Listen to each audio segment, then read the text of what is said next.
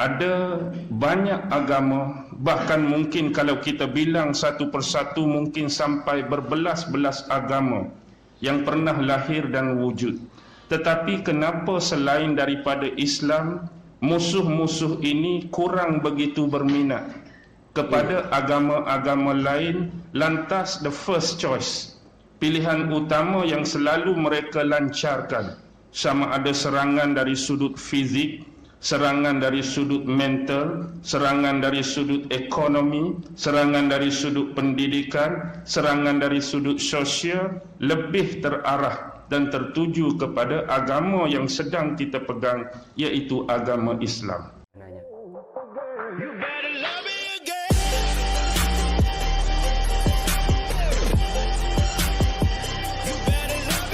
Assalamualaikum warahmatullahi ta'ala wabarakatuh. Pada kesempatan kali ini alhamdulillah ya, channel ini sudah bertambah 1000 subscriber.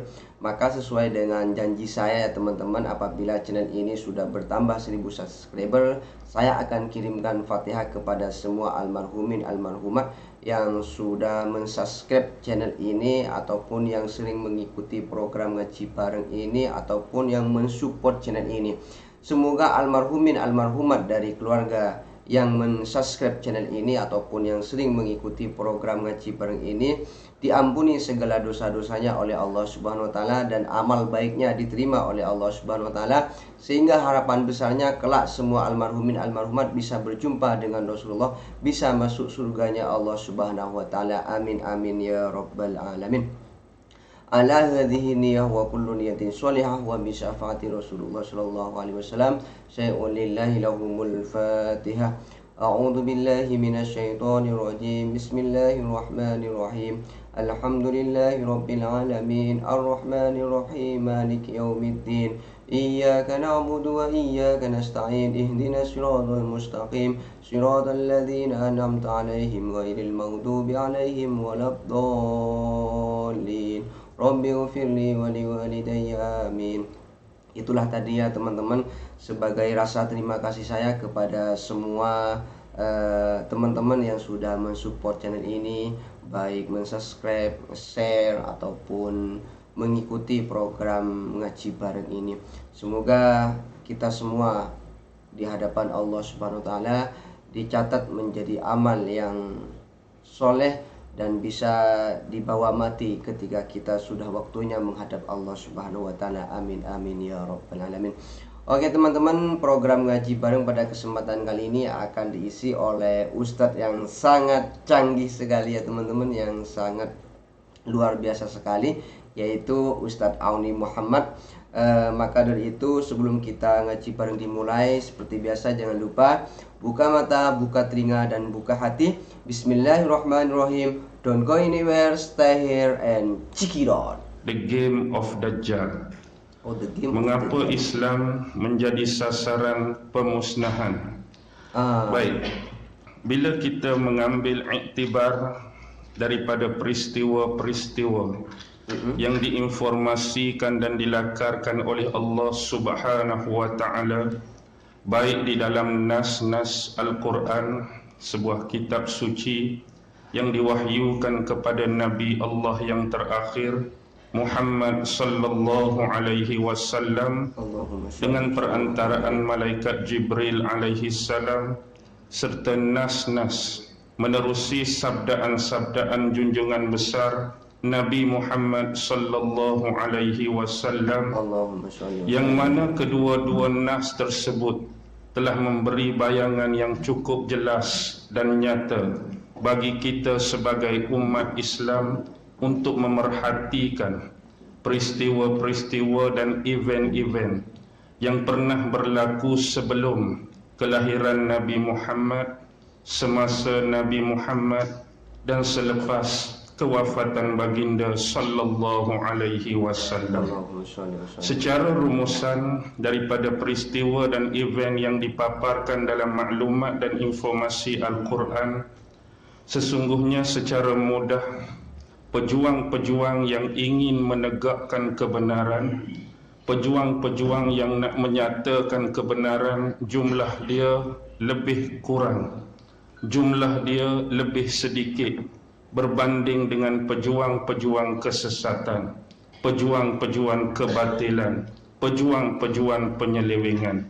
Ini dapat disaksikan sendiri setiap kali utusan-utusan Allah yang namanya Nabi-Nabi dan Rasul, bila mereka membuat seruan-seruan dakwah, ajakan-ajakan yang berteras kepada konsep tauhid dan keagamaan, jumlah yang besar, peratusan yang besar daripada pengikut, iaitu kaum-kaum mereka, kabilah-kabilah mereka, orang-orang yang sekampung dan sezaman dengan mereka, melakukan penolakan terhadap ajakan-ajakan dan seruan-seruan dakwah para nabi dan utusan-utusan Allah.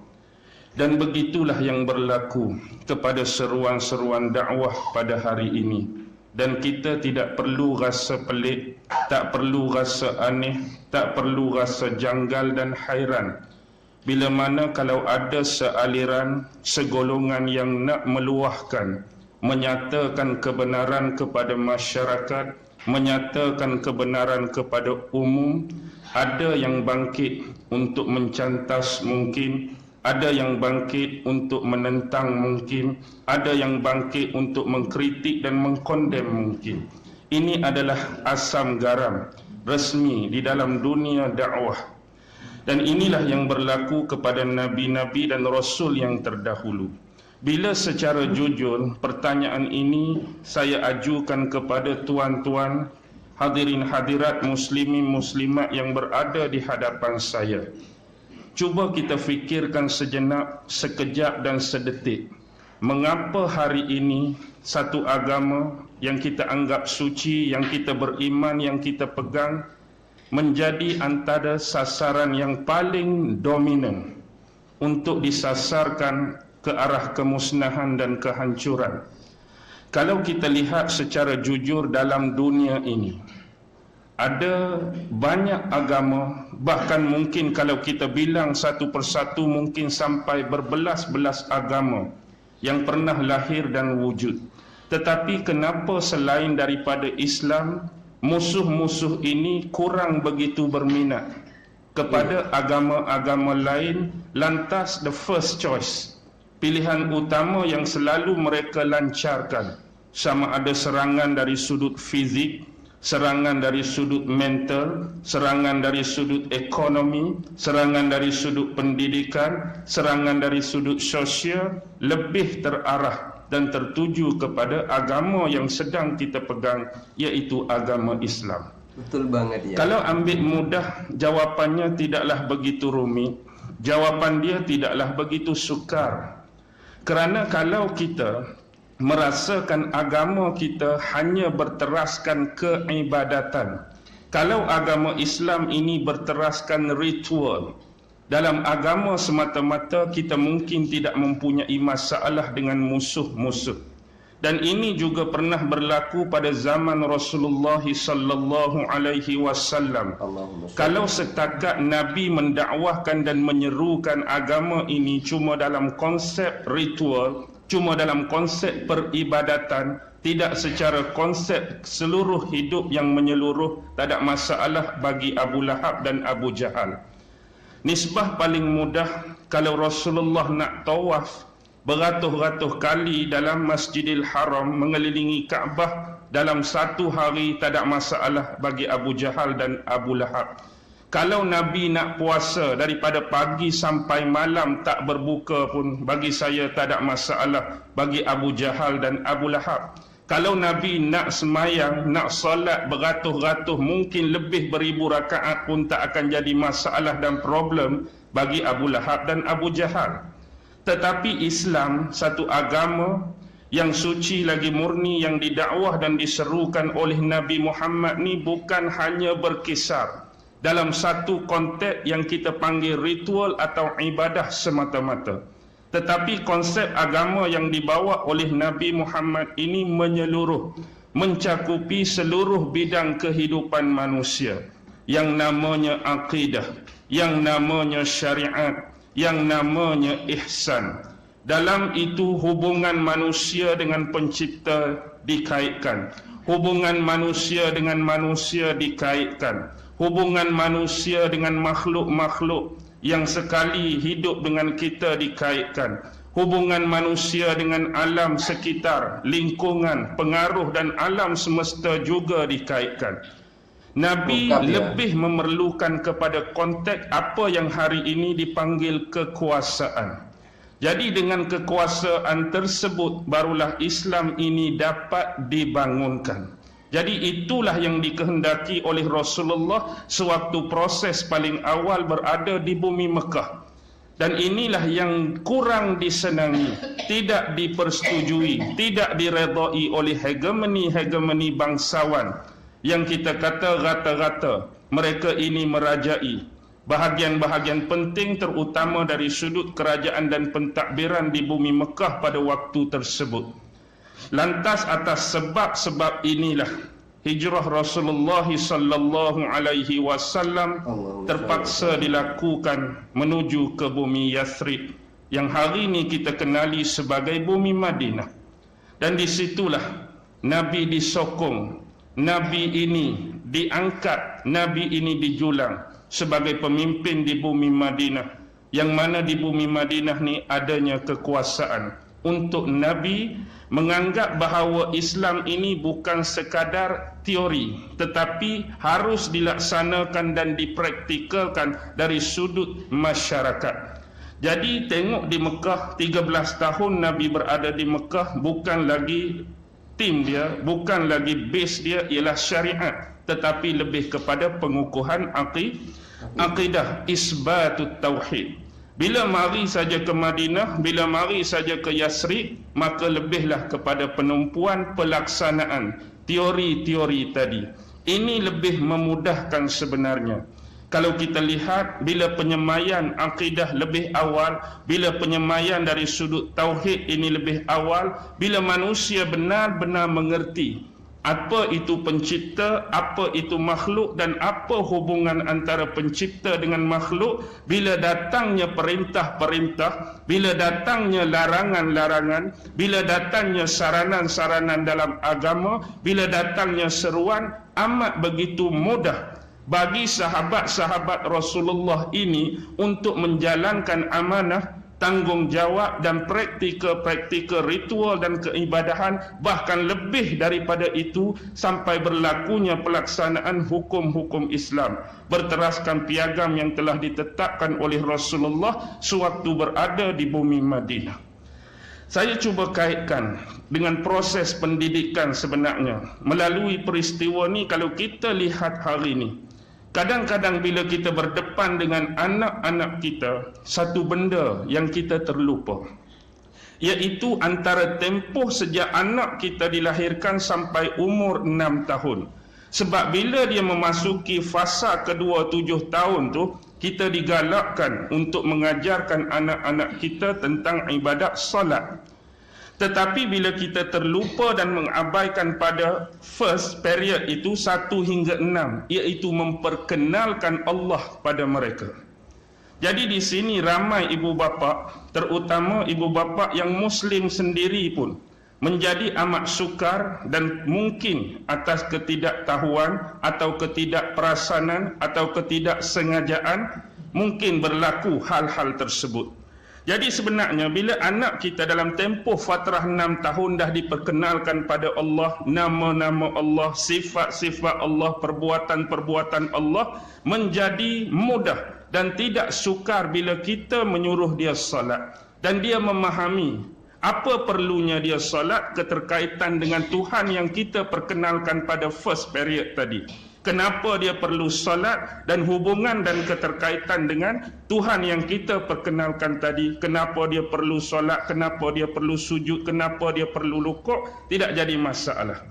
Tetapi hari ini yang dilahirkan lebih dominan kepada dia melakukan ibadah tersebut tanpa dia sedar kadang-kadang apa perlunya dia melakukan ritual salat. Apa perlunya dia bersolat? Apa tujuan dia bersolat? Yang dia tahu ni adalah perintah dalam agama, menjadi kewajipan, dan dia tahu ini adalah arahan daripada ibu bapa dia. Pasal apa semayang? Ke ayah marah. Jarang nak dengar pasal apa semayang? Tuhan duk tengok saya. Tuhan marah kat saya kat tak semayang, jarang jawapan ni keluar. Sebab kita dah didedahkan lebih awal kepada konsep yang tidak bertepatan, bukan kata tak betul. Baik, kembali kepada asas. Jadi hari ini samalah. Dan ini sebenarnya sudah berlaku dalam mana-mana agama, tetapi dipisah-pisahkan konteks ini. Kita lihat agama Kristian yang ada dan wujud hari ini. Walaupun demikian, agama Kristian hari ini bagi penganut-penganut Kristian yang dominan untuk ke gereja, sekurang-kurangnya yang kita boleh trace untuk 3 tujuan. Pertama, dia pergi gereja kerana nak baptize anak-anak yang baru lahir. Kedua, kerana urusan-urusan dan soal-soal perkahwinan. Dan yang ketiga, bila berlaku kematian. Tolak pada 3 ni, jarang mereka berminat dalam upacara-upacara ataupun ritual-ritual keagamaan yang ada keterkaitan dengan institusi agama mereka yang namanya church atau gereja ni.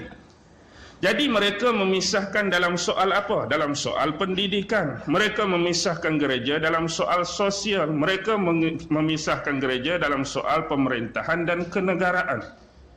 Dan hari ini Islam juga akan diserang dari sudut tersebut dan akan dilakukan modus operandi yang sama. Seolah-olah hanya bab ibadat, hanya bab ritual, Islam ni dia jadi eksklusif. Tetapi selain daripada itu, kita hanya jadi inklusif semata-mata. Tidak dititik beratkan, tidak ditekankan dan tidak diberi push pada dia. Jadi akibatnya hari ini secara jujur kita boleh sebut, antara dia kenyataan, realiti atau tak mungkin akan berlaku bila ada suara-suara yang menyatakan dan nak mengangkat hukum-hukum, syariat-syariat dan perundangan dalam Islam, kita boleh tengok kesan-kesan yang wujud adanya pandangan positif dari orang Islam. Kesan-kesan yang wujud adanya pandangan negatif dari orang Islam sendiri. Kita bukan bersembang berbicara dari sudut non-Muslim tentang syariat, hukum dan perundangan ini. Kita berbincang tentang orang-orang yang sama akidah dengan kita. Bila kita nak wujudkan saja, bila kita nak julang, bila kita nak angkat, kita ketepikan sentimen politik, kita ketepikan sentimen ideologi, kita ketepikan sentimen yang lain secara jujur. Bila kita nak angkat perundangan dan syariat, jiwa kita berada di mana, arah kita berada di mana ke arah konteks tersebut.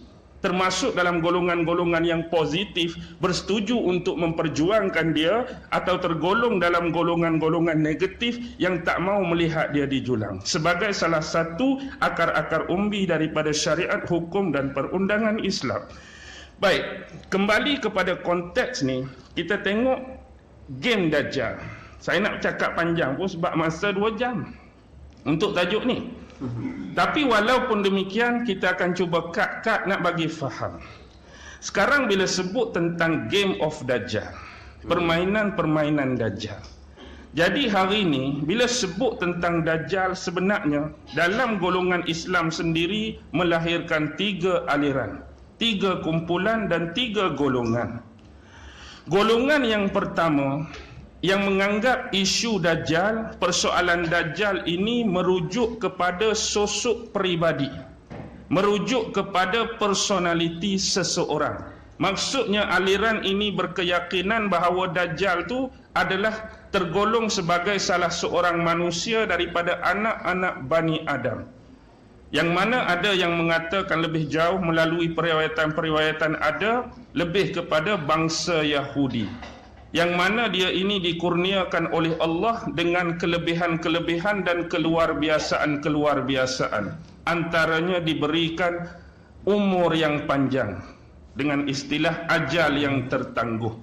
Juga diberikan kehebatan menerusi nas-nas hadis, mampu mencipta awan, mampu mencipta hujan, mampu mengawal cuaca, mampu mendatangkan syurga dan neraka, perumpamaan sungai ataupun air dengan api yang berada di tangannya. Bahkan banyak lagi nas-nas yang menceritakan tentang keanehan-keanehan, keajaiban-keajaiban dalam bentuk penularan fitnah-fitnah yang akan disebarkan dan diseru kepada pengikut-pengikutnya di akhir zaman. Allah. Itu konteks yang pertama secara mudah, susuk tubuh manusia. Tapi dalam keadaan tersebut lahir kelompok yang kedua. Kelompok yang kedua lebih dominan, mereka cuba menolak pandangan dan pendapat yang pertama bahawa Dajjal yang bakal datang ni bukan dalam bentuk personality, bukan sebagai manusia biasa, tetapi dia lebih kepada simbol kerosakan. Dia lebih kepada perlambangan kerosakan. Simbol dan perlambangan kerosakan ini akan datang melalui fahaman-fahaman, akan datang melalui ideologi-ideologi, dan akan datang melalui sistem-sistem. Yang mana kefahaman-kefahaman ini, ideologi ini dan sistem ini akan lebih mengarah kepada tujuan-tujuan utama Dajjal untuk menyesatkan umat manusia di akhir zaman. Dan kita kena tahu, bila Dajjal ini zahir dan muncul, sebenarnya kita sudah ada musuh sedia kala, musuh yang azali dan abadi. Dengan bahasa mudah, kita ada musuh yang nampak tengok, kita ada musuh yang tak nampak tengok. Musuh yang tak nampak tengok, yang abadi, hak duk berkonfrontasi sejak zaman dulu dengan manusia dan makhluk pertama kejadian Allah, iaitu iblis. Hak ni kita tak nampak. Jin-jin, setan-setan, iblis-iblis ni yang kita tak nampak. Yang nampak ni Dajjal dalam bentuk manusia. Yang jadi Dajjal hari ni tak nampak mungkin sebab dia menyembunyikan diri dia. Dia menyembunyikan identiti dia. Walhal dia hidup dalam lingkungan kita. Dia hidup bersama kita, tapi disebabkan penyamaran identiti tersebut, kita tak boleh nak kenal siapa Dajjal yang akan dizahirkan Allah secara sebenar di akhir zaman mengikut ketentuan, ketetapan dan takdir yang menanti dia untuk memuncul dan menzahirkan diri dia di akhir zaman kelak. Itu yang kedua. Yang ketiga, kelompok yang mengambil dua-dua manhaj dan metod tadi. Hak yang ketiga ni, dia kata personality pun betul dan dia kata sistem pun betul. Kenapa dia merangkum kedua-duanya? Kerana dia menganggap bahawa antara Dajjal dengan fitnah Dajjal itu dua hal yang berbeza. Yang tu kita kena faham. Jadi bagi dia Dajjal itu lebih mendominasi pendapat pertama dan fitnah Dajjal itu lebih mendominasi kepada pendapat yang kedua. Jadi kita hari ini duk menghadapi hak metod yang kedua, iaitu fitnah Dajjal. Hak zahir Dajjal, hakikat Dajjal yang sebenar belum lagi muncul. Kita hari ini duk berperang, duk berhadapan dengan fitnah-fitnah dia saja. Jadi fitnah-fitnah ini dilakukan oleh sekutu-sekutu dia, tentera-tentera dia, tali barut dia, pejuang-pejuang dan penyokong dia. Kadang-kadang di sinilah timbulnya asas-asas pergerakan dia, keluarlah perlambangan-perlambangan, simbol-simbol, logo-logo, gambar-gambar dan sebagainya. Dan bagi yang meneliti, istilah saya kalau orang Kelantan yang sentiasa berkubang. Berkubang ni sesuai dengan kerbau. Maksudnya kerbau hari-hari dia pergi keluar ke, dia pergi makan ke, dia pergi mana, dia akan balik berkubang juga. Jadi orang yang sentiasa berkubang dengan benda ni, mungkin atas dasar pengalaman dan pengamatan, dia akan cepat nampak. Sebab tu dalam banyak-banyak kes, ramai orang tanya, pasal apa bila kita tengok filem ataupun kita dengar lagu, pasal apa ustaz boleh kaitkan benda ni dengan benda ni. Kita bukan nak kait sangat. Tapi sebab pengalaman kita berkubang dan pengamatan kita terhadap benda ni, kita nampak lirik-lirik lagu, jalan-jalan cerita yang dipaparkan melalui filem-filem tu lebih mengarah kepada kajian-kajian dan bidang ni. Jadi kita cepat nampak. Sama macam seorang yang mengamalkan perubatan Islam.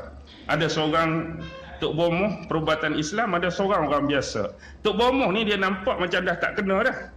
Mungkin dia nampak jin ke, mungkin dia nampak kawan ni sakit, mungkin kawan nampak dia ni tak segak. Tapi orang biasa apa pandangan pada orang lain? Tak ada apa lah. Sebab apa? Sebab tu bidang dia.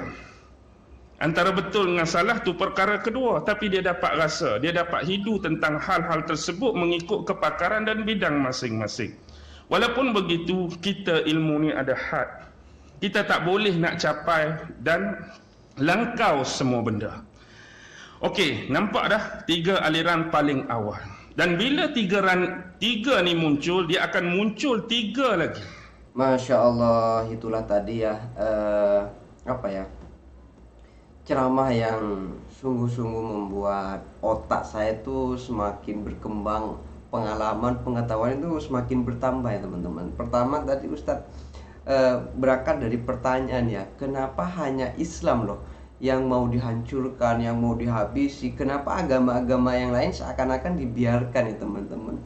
Dari dulu sampai sekarang seperti itu. Kenapa hanya Islam yang jadi sasaran orang-orang Dajjal ya, ataupun orang-orang non Islam itu? Kenapa hanya Islam seperti itu yang menjadi sasaran empuk loh? Kenapa agama-agama yang lain tidak gitu? Itu pertanyaan dasar yang kalau dipikir-pikir iya ya. Ternyata dari dulu sudah ada jawaban mudah, kata Ustadz Auni Muhammad. Itu hanya apa ya? Hanya sebuah kejadian yang mana perlu kita ulas kembali sejarahnya, bahwa dulu itu saya tidak berat Nabi Muhammad itu puasa, saya tidak berat Nabi Muhammad itu melakukan sholat ibadah. Cuma konsep yang dibawa Nabi Muhammad itu komplit loh, lengkap, tentang kehidupan, tentang segala hal aspek kehidupan itu yang dibawa Nabi Muhammad itu ada. Itu yang ditakuti sebetulnya.